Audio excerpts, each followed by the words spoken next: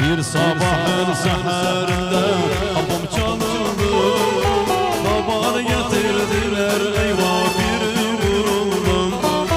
Bir sabahın seherinde kapım çalındı.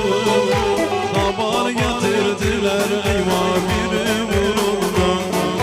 Sordum kimdi sebep neydi ya vuruldu.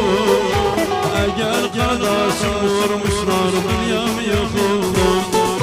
Daha yeni bir şansıydı diye vurdular.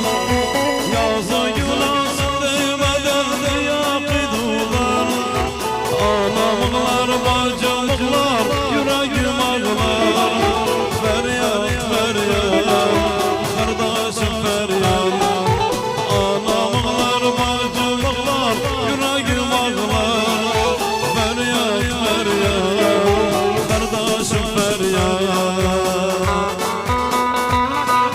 Kadir'den Abdullah, Başşara, Kaz Başşara, Kerem'e, Haydar Hazma sağ olsun.